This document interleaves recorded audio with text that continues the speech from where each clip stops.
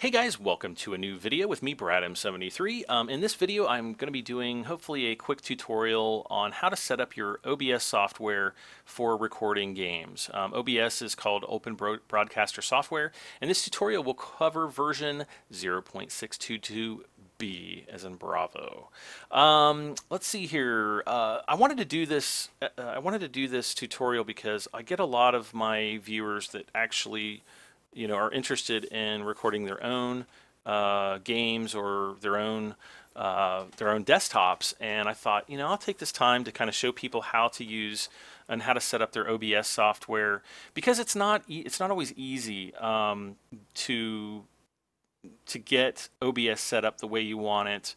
To give you good results. And a lot of people, especially if you guys are getting into video for the first time, it's kind of confusing. I mean, I was confused. I mean, I spent like several days, maybe a week or two, kind of fine-tuning OBS to do what I wanted it to do. I will say, however, that you always want to make sure that you have a hard drive source that you can record to that is different from where your games or where the program that you're going to use is installed. I have both a C drive and a D drive. I have all my games installed on the C. I do my recording to my D drive. It is an internal drive. Depending on how you have your bitrate in OBS set up, you might be able to record to certain external hard drives. If you've got a USB drive, I'm sorry, a USB 3 drive, you probably won't have any problems. Some USB 2.0 drives might have slower read-write times and may be an issue. I'm just going to kind of warn you ahead of time in case you're doing that. You might want to do some tests on your own, though, to see if recording to an external drive is something that's feasible to you. Also, if your computer's not that great, if you're running an Intel i3 with only like 4 gigs of RAM, you probably aren't going to have a very good experience recording games. And I'm not trying to discourage anybody, but it is very processor intensive and computer intensive, and playing a game and recording video of it on the same machine at the same time. I mean, the computer is doing a lot of work. It really is. So, if your computer spec's not really that great, give it a try. I can't tell you that you're not going to have I could be completely wrong. Maybe you'll have a great experience. But in my experience using video recording software, regardless of what they've been in the past, a more powerful processor is definitely a better thing. I'm using an Intel i7 4700 HQ processor. They just came out late summer, well, kind of like middle of summer, August of 2013. So I've had this computer for, I don't know, what, 7 months now, maybe 8 months, something like that. But anyway, all right, let's get to the setup. Let's see, first of all, when you first get OBS installed, I don't think you're going to have any scenes or sources. There might be the scenes 1 and 2, but your sources, I'm not even sure what scenes do. I never use them. Your sources, though, is usually blank, and you will actually need to go and add like a game capture source, and you can just name it whatever you want, and it's going to pop up and it's going to say, I don't know why I've got 4 instances of Windows Media Player. That's kind of weird. But like, I have Farming Simulator 2013 running right now, and I always like to manually check before I start recording to make sure that I have the right thing recorded. And actually, I went and chose that, and I want to unclick that because it was going to go and start recording the game there. And it may have. The screen was black here, but I don't know. You guys might have just seen a bit of Farming Simulator. I don't know. I don't think so, though. Right now, I'm running monitor capture, and as you can see, I've got the game capture too. I am going to remove this because I'm not really going to use it. I'm using monitor capture. This is actually going to capture every single thing on my desktop, and yeah, so there's that. The next thing you want it to do is go to your settings menu. Now, you can either click on the settings button down here under the microphone. You can also go up to the top and click on settings and settings. The general tab, the first thing you might want to do is, well, you're going to need to set some type of a profile. Now it's grayed out right now because I'm recording, and some of the other options are going to be grayed out because I am recording, and I am actually using this version of OBS to record this tutorial. But you can actually set up multiple profiles. You might have one profile to record games, and you might have another profile to stream games. So if you're on stream if you're on Twitch or Ustream, or some of the other gaming streaming services, you might want to do that and set up a profile specifically for that, so that you don't inadvertently think that you're recording when you're actually streaming, or vice versa, because that would be kind of silly. At the next screen, this is kind of where things are most important. These are typically most often the things that I'm changing is the max bit rate. But you always want to make sure that the X264, that should be H264 encoder, is checked. Use CBR and enable CBR padding, as well as use custom buffer size. I always want to make sure that all three of those are checked. And then I make my max bit rate 45,000 and the max buffer size 45,000, just so it can keep up with the bit rate. Some people might think this is overkill, but I found that when like in certain games, like in Farming Sim, if I'm driving across a wheat field, if my bit rate is like maybe 12,000 or maybe even lower, the textures on those fields, or maybe grass, or any area that's got a lot of texture detail that's moving quickly, is going to actually lose a lot of quality. It's gonna start looking very fuzzy, really blocky, because the program here, it's trying to take all that information and compress it down so that it's something that's not going to take up a lot of hard drive space. And when you have a lot of detail in an image like that, it takes a lot of hard drive space in order to record all of that. I find that I've done a lot of testing with the bit rates, and I've just found that 45,000 I think gives me the best balance between really good quality and still not decimating my hard drive with a huge file. Going on to audio encoding, this is basically just going to be set to default. So all of this here should be pre-set up when you install OBS. If it's not, just set it up like I've got mine set up. Next up, no, I don't want to apply any changes. Next up are your broadcast settings. This is currently I'm set for file output only, but you can actually set up for live stream, and I actually have mine for Twitch. So we've got Twitch, Vaughn Live, Instagib, goodgame.ru, Dailymotion, CachePlay, YouTube, Cybergame, and so on. I do mine with Justin TV, which is Twitch, and oh shoot, and I just lost my key there. Great. But I'm not going to worry about that. I'm just going to do file output only. The next thing is you want to set up a file path, and you can name this file whatever you want, but this might be blank for you. What I recommend doing is finding a directory that you're going to use, that you're going to use only for OBS. And as you can see here on my D drive, I have a specific folder, d:/OBS, that I've created, and I only use that for just recording my videos into. You can actually name this, the file whatever you want. I just had it set to broadcast because that was the default file name when I first started using OBS. For some reason, when I installed OBS recently, this was actually blank. So you might want to check, see how your OBS is set up, and just make the changes accordingly.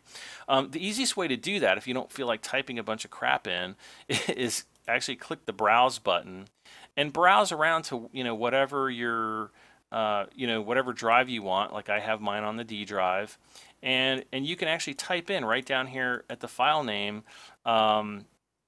you can type out whatever file name you want. Now I usually keep my broadcast file names something generic. That way I know you know, an actual broadcast title to a compressed title. And as you can see, I'm just looking at these two videos because they are the same video. The raw video, come on, why is it not coming up? There we go. You can see the raw size is actually 21 gigabytes. Now I have another program that I use called Handbrake, and it is part of my workflow. I'm going to take this 21 gig video file because it's pretty big, and I'm going to run it through Handbrake, which is a video compressor. And what this is going to do is it's going to reduce this particular video down to 7.17 gigs, so almost half. And as you can see, the length of that video is pretty long. It's over an hour long, you know, an hour and 6 minutes 42 seconds. So yeah, it's a pretty long file, and that's one of the reasons why I use that. It's also one of the reasons why I want to keep my video names as non-confusing as possible. Typically, as soon as I'm done recording a video, I'm going to actually go back and, you know, compress the video and I name it something that's, in my opinion, indicative of that that video that I'm recording. But you can, you know, like for this video, actually it's going to be broadcast 18. But you can actually type in, you know, whatever you want here. You know, if you're recording, you know, car mechanic sim, you can, you know, you're going to be able to type in CMS or some type of abbreviation, or you can type in car mechanic sim. But this is where you would type in broadcast. You don't have to type in broadcast.mp4 because it's already, the file type is already MP4. Because I have it set up the way I want to, I'm going to go ahead and click on cancel. Next are the start and stop recording or streaming keys. I have mine set to F9. I just did that because I got used to hitting the F9 button when I used to use Fraps. And I don't use Fraps anymore. I pretty much have gone to OBS. If you want to, you know, whatever key you want to use, as long as it's not pre-mapped in your game, you know, if you don't want your, you know, launch missiles button to interfere with your starting or stopping recording button, then, you know, don't map it to the same button. You can also manually start and stop recording here from the main screen as well, so that's not too much to worry about. You can tab in and tab out. With Fraps, if I were to tab out of a game, it would always crash, and usually I would lose the video. OBS, I can tab in and tab out. I'd say maybe about 1 out of 30 videos might actually crash and I might lose the video, but I've had really good luck with it so far. Let's see, moving on, most of this stuff is going to be all defaults. No. Let's see, video, this is just going to be like, you know, which video adapter you're using. I only have one adapter. If you have multiple video cards, then this may be more pertinent to you, but pretty much everything here is going to be whatever the defaults are for your monitor. Frame rate's usually going to default at 30 frames a second.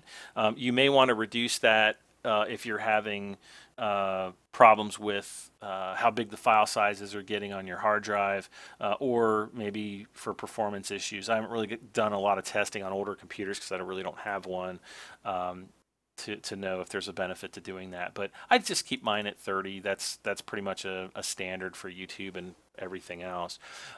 Same thing with audio. Pretty much everything down here is going to be all default. Now you do want to make sure that you have your microphone set properly. Like I have this Realtek high definition audio. That's the actual microphone that's built into my computer. It's about 3 feet away from my head. If I use that microphone, it's probably going to sound like I'm, you know, sitting on the toilet or something. It's going to sound a little bit more echoey, and it's not going to sound nice and clear. So I do have a Logitech G35 headset, and so I want to make sure to set it to that. I also have the audio set to the speakers as well, or my headset speakers actually, so that I know that everything that I'm actually hearing in my ear is being recorded. And I don't want to save any of that. The Advanced tab, I haven't really had a need to set any of this or change any of these settings. If you want, you can freeze the screen really quickly just to kind of copy these down if something's different. Sometimes the scene buffer time might be more or less, so you know, this I think is mainly for streaming though. I could be wrong, but I think it is. Finally is the microphone noise gate. This is just it's basically setting the threshold for the point at which OBS will start actually sensing and recording your voice, and when it stops sensing. So when you start talking and when you stop talking, you can see how when I stop talking, it still vibrates up and down because there is some background noise. But you guys don't want to hear all that background noise. So you want to kind of set it. Usually the defaults are okay. I think I might have changed mine slightly. And that's just to help eliminate sounds from your breathing, sounds from your nose, sounds from your mouth. You guys don't want to hear, you guys don't want to hear wind noise. You guys want to hear me talk. You also don't want to hear my mouth making all kinds of slurpy and crackly sounds because, your mouths are slimy and gross like that. And they make those noises. So, people that watch your videos, they don't want to hear you breathing. They don't want to hear you making mouth noises. They want to hear you talking and laughing and maybe breathing in and out sometimes if you're, expressing frustration or glee or something like that. But by and large, most people don't like to hear that. That I think is pretty much it. Once you have all those things set up, you can start and stop recording manually here. You can use your hotkey to start and stop in a game. One other thing I wanted to mention too is, and this is actually very, very important. I should have mentioned this at the beginning of the video. So hopefully you guys who are the most attentive watchers are going to be rewarded the most because you've watched the whole video, is always, always, always set up your OBS to launch in administrator mode, to run as administrator. And I'm going to show you how to do that. Somewhere embedded in my sea of desktop icons and games is one called OBS, and that's your Open Broadcaster Software desktop icon. Now what I do is right click on your icon. I'm using Windows 8, but it should be compatible. This should work the same in Windows 7, probably Windows Vista, maybe even in Windows XP. God forbid you're still using XP. You can manually run as administrator right here each time, but if you want to go to a step further and make it a lot more automated so you don't have to right click and do this every time, is scroll down here to properties, left click that. That's going to bring up the properties for this icon. Click on your compatibility tab, and again I'm using Windows 8.1. This may be on a different tab if you're using Windows 7. I'm sorry I didn't check on Windows 7 before I started doing this video, but I believe it still is on the compatibility tab. But down here at the bottom you're going to see a little checkbox for run this program as an administrator. Make sure that is checked. Once you check that, click on apply and then OK, and it'll close out. And that's really about it. I pretty much think I'm pretty sure I've covered all the basics. Again, this is Open Broadcaster. It is available on the website. I believe it's just obsproject.com, I think. I'll put a link in the video description for you guys so I know exactly what it is. And so you guys know exactly what it is. One of the benefits also to using OBS is it's 100% free. A lot of other video recording software programs are, 40, 50 bucks. Some are even way more than that. So the fact that OBS is so powerful and it's free makes it totally awesome. So I definitely highly recommend it. It is a little bit more difficult to use in that you have to actually set up so much at the beginning, but once you get that out of the way, it's actually a very easy, very good program to use, and one that I highly recommend. I think that's really about it for right now, guys. If you guys have any other specific questions regarding OBS or my recording workflow, please leave a comment in the comment section. I do read all my comments, and I try to respond to as many. So if you've got a serious question, then post it there, and I will address it and try to get your question answered. Also, if you found this video helpful, do not forget to hit that like button. It definitely helps me out on YouTube and lets me and others know that you like the video. If you like these type of tutorials, I'll keep doing them for you guys. As always, you can share the videos with your friends and buddies. If you know somebody who's like, I need some recording software, but I don't know what to use, or I don't want to spend money, send them to my video, and they'll find out how to use and download OBS for free. And finally, subscribe. If you haven't done so, please subscribe to my channel, and we'll see you guys back for more gaming videos or more tutorials or whatever I decide to do on my channel in the future. Guys, thank you so much for watching. You guys are awesome. Bye for now. And stop recording.